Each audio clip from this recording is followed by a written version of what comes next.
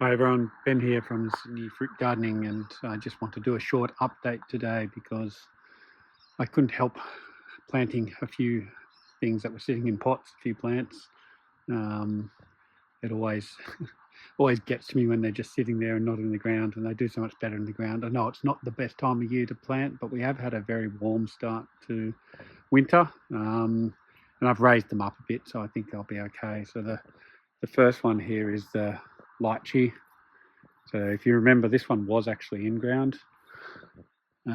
It's Erdon Lee lychee, and it was actually starting to put out some new shoots already. So I thought, well, look, if it's happy right now, you know, it must be doing okay. So I'll put it in the ground and see how it goes. So Erdon Lee lychee, that was about, if I look at the pool, roughly there. Oh no, it wasn't. It was about here. It was roughly here before. Yeah. But we managed to save it, so pretty happy with that one. Next up, I've got the strawberry guava here, and I've just planted the lemon guava right next to it so we can have a bit of a guava hedge. So this is a lemon cherry guava. It's doing quite fine as well. It's actually still got a couple of little fruits on there, to be honest. These do get fruit fly affected, though it's not the season right now, but they do get fruit fly affected, so that was my only reservation about planting them here, is I'll have to net them, or they'll have to put bags over the fruit, which is a bit unsightly next to the pool. But look, fruit's a priority, isn't it? So we'll see how that goes. And the last one is this little Sapodilla. It's a Krasui. And it hasn't minded the cold really so far. It's been a little bit of scale it's been getting, so I've just been cleaning that off. But it has actually even been flowering at the moment, would you believe? So I think there's actually a tiny fruitlet actually here. Yeah. I might have to give it a spray. There's some bloody scale or something in there. So yeah, that's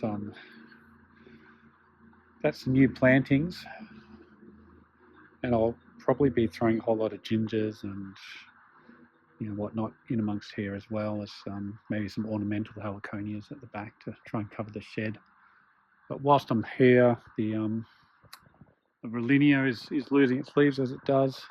It got this really kind of bad injury last winter, and you can see it's trying to now shoot off below that. It's actually growing at the moment. The wax jambu is also trying to put out new growth. This is a real false winter at the moment, or false spring, I guess. And just this jackfruit here it's doing well. But the other one is actually been flowering, would you believe? So if I just go to that guy. Okay. I reckon that might even be a female as well. Maybe. Another one that's about to fall off there, male. Trying to put out another flower there. Another one up here. So yeah, I'm kind of hopeful about this little jackfruit here. It's doing all right. I've just chucked some dynamic lifter along some of the plants just to help with sort of revitalising the soil a bit before we hit, go through winter and hit spring. This Rollinia's kind of getting the cold effects now, feeling the chills. Again, it's also shooting out quite low. I got this one actually gets sun damage. I put this board up to try and protect it. The hot sun beaming on it from this angle just means it cops it. What else can I show you? This is Lakucha, the monkey jack. Still doing all right. Had some fruits on there. Oh yeah, there's one still there, but the fruits don't seem to amount to anything, to be honest, even when there's male and female. So maybe it's just a timing thing. It's too young. That's that little fruit area there. I'm going to pack a lot in that space. So that papaya. We'll go have a close look at him. It's kind of gone nuts. The only thing that worries me about the lychee being there is that when I dug it up, I found a few papaya roots running through there.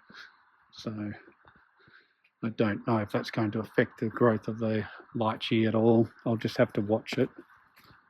It's got a lot of fruit on there. I had the first one not long ago. I picked it as soon as there was a tinge of yellow, and it was delicious. But yeah, these ones haven't turned yet. That bottom one seems to be getting affected by something. It's too tall for me to pick, so I have to use a picker, like a pruning pole to cut them down. Cha-cha. Bananas, they're the last bananas standing, these ones. They're a lot of work, bananas, aren't they? Gosh. And we'll go through here quickly. This is custard apple. And the lucuma. Lucuma seems to actually grow in winter. Yeah, it seems to really not mind this time of year at all. So it's quite perky at the moment.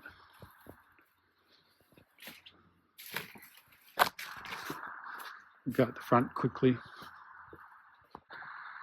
But before I do, you can see here I just put these guys inside today. So we've got the cacao. Well, the cacao's been in there for about a month actually.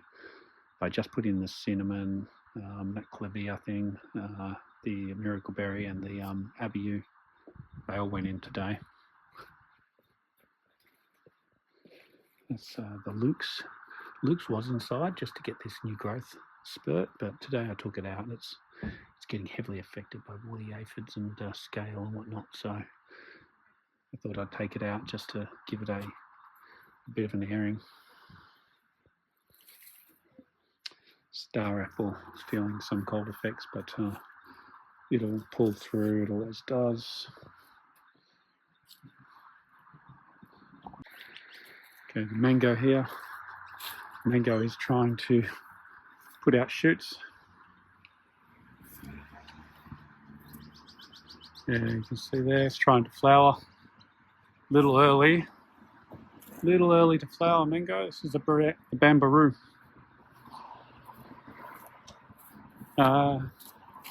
Everything else is going to sleep or gone to sleep, and this is the orange tree's done all right. There's a few little oranges in there.